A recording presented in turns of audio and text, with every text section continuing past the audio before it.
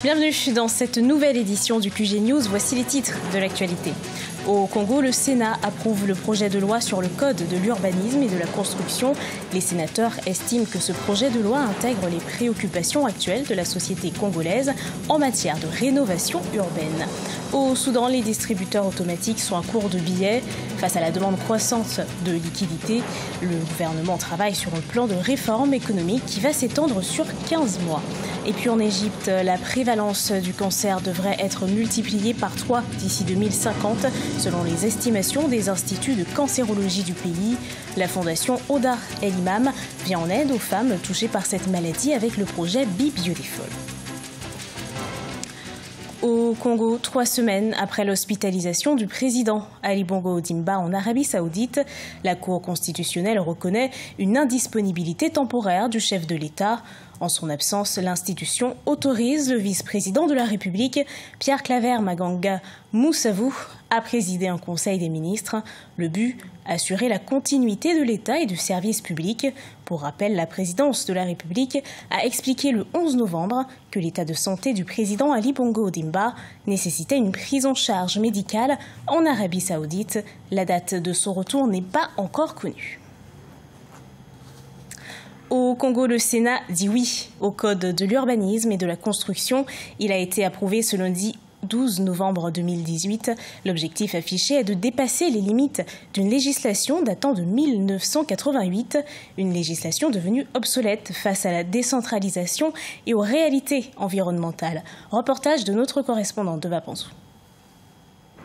La Chambre haute du Parlement a entériné le projet de loi qui permettra au pays de se doter d'un nouveau code de l'urbanisme et de la construction après celui de 1988 devenu obsolète. Proposé par la Commission économie et finances du Sénat, cet instrument vise à corriger le manque de cohérence et l'éparpillement des textes observés dans l'ancienne législation. Ce nouveau code de l'urbanisme et de la construction essaie de réactualiser l'ancien code qui était là depuis 1988, où il y avait des dispositions qui faisaient allusion aux partis État et à ces organisations de masse. Donc il fallait actualiser et dans ce code tenir compte de l'environnement, tenir compte de la décentralisation. Selon les sénateurs, ce projet de loi intègre les préoccupations actuelles de la société congolaise. Il apporte aussi des corrections à l'insuffisance de la prise en compte des préoccupations environnementales. Mais cette loi ne serait efficace sans les textes de loi. Nous pouvons voter des lois, mais il faudrait que les textes d'application soient pris et que les lois aient un impact. Et que ce code soit vulgarisé pour que les populations sachent maintenant quelles sont les nouvelles dispositions, qu'on ne peut plus construire n'importe comment, qu'il y a des dispositions qui doivent être là. Et préalablement, il faudrait que ces populations soient sensibilisées.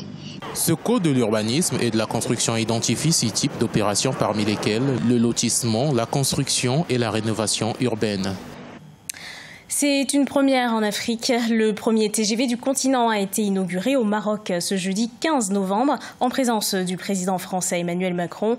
Après 8 ans de travaux, la ligne TGV est sur les rails. Elle reliera la capitale économique Casablanca à Tanger, le deuxième pôle économique du royaume. Elle devrait ensuite rejoindre 2 autres grandes villes du Maroc, à savoir Marrakech et Agadir. Ce projet, en partie financé par la France, a nécessité un investissement de près de 2,3 milliards d'euros. Il s'agit d'une première expérience sur une ligne à grande vitesse pour l'Office national des chemins de fer.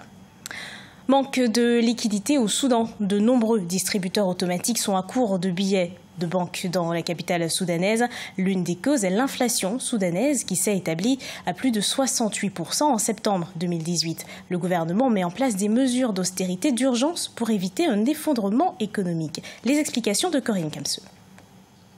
Au Soudan, face à la demande croissante de liquidités, de nombreux distributeurs automatiques dans la capitale Khartoum sont à court de billets de banque. Ceci en raison de l'inflation, mais aussi de la politique de la Banque centrale qui restreint la masse monétaire pour protéger la livre soudanaise. En effet, il y a un mois, les autorités ont laissé la valeur de la livre passer de 29 livres à 47,5 livres le dollar. Le Soudan est en crise. Et la première crise, elle est politique, elle est suivie d'une crise humanitaire, qui est suivie par une crise financière et économique, et bien entendu, on a une crise sociale. À partir du moment où il n'y a pas de prédictibilité d'un pays, les investissements sont quasiment nuls, essentiellement les investissements étrangers. Face à la crise, le président soudanais Omar el-Béchir, après une série de mesures ces derniers mois, il y a eu le 18 septembre la désignation d'un nouveau gouverneur de la Banque centrale qui a modifié le système de fixation du taux de change. S'agissant du nouveau Premier ministre Moutaz Moussa Abdallah, il travaille sur un plan de réforme économique qui va s'étendre sur 15 mois. Aujourd'hui, ce qu'il faut, c'est éventuellement un grand plan d'investissement, mais pour ça, ils ont d'abord besoin d'un plan intérimaire d'aide à la stabilisation. Et ça devient des questions qui sont à la fois économiques, financières, mais surtout politiques. L'inflation soudanaise s'est établie à plus de 68% en septembre 2018, soit l'un des taux les plus élevés au monde. Le gouvernement a renforcé les subventions à la farine pour tenter de limiter l'impact sur le pain. Selon le Premier ministre, des tractations avec la Banque centrale sont actuellement en cours pour résoudre le problème des distributeurs automatiques de billets de banque. En Tunisie, les investissements étrangers sont en augmentation. Ils ont atteint 1,73 milliard de dinars durant les 9 premiers mois de 2018. Selon l'agence tunisienne de promotion des investissements extérieurs, il s'agit d'une hausse de 13,5% par rapport à la même période de 2017. Reportage de notre correspondant Cheikh Omar Bandaogo. En hausse de 17,7% au premier semestre 2018, comparativement à la même période de 2017. Les investissements directs étrangers vers la Tunisie au 9e mois de 2018 sont restés en hausse par rapport à la même période de 2017, avec une progression de 13,5%. Ils se sont établis à 1,73 milliard de dinars, soit environ 605 millions de dollars. L'année dernière, il y a eu un grand forum, un grand séminaire sur l'investissement en Tunisie. Il y a eu un nouveau code d'investissement et là je pense que c'est les tout premiers fruits de ce forum et de la politique globale. D'un autre côté, le pays est en train de se stabiliser de plus en plus malgré toutes les crises politiques. Selon les chiffres de l'agence tunisienne de promotion des investissements extérieurs, l'énergie arrive en tête des secteurs ayant attiré plus d'IDE entre le 1er janvier et le 30 septembre 2018. Avec 788 millions de dinars devant l'industrie ayant reçu 710,9 millions et les services avec 288,1 millions. L'agriculture arrive en dernière position avec 11,82 millions de dinars. La Tunisie a toujours été un pays agricole, de tradition agricole, donc les investissements en la matière sont toujours des investissements locaux et non étrangers. Il faut noter que hors énergie, la Tunisie a attiré 455 projets d'investissement direct étrangers qui ont permis de créer 7588 nouveaux emplois, dont 392 opérations d'extension de projets existants et 63 nouveaux projets. Allier beauté et santé, c'est l'ambition de la fondation Oda El Imam à travers le projet Be Beautiful. La fondation donne aux patientes atteintes de cancer un soutien psychologique, une aide esthétique et nutritionnelle, un moyen de leur redonner confiance en elles et en leur beauté. Regardez ce sujet de la rédaction.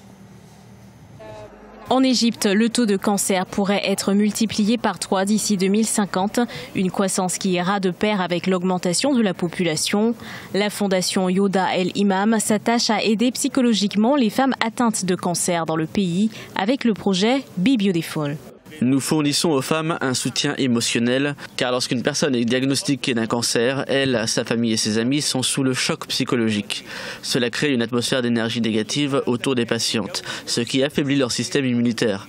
Nous les mettons en contact avec des psychologues pour savoir comment elles peuvent surmonter cette négativité, renforcer leur système immunitaire et résister au cancer. Récemment, un atelier a été organisé au Caire dans le but d'enseigner aux patientes atteintes de cancer comment gérer de manière positive les effets secondaires du traitement du cancer.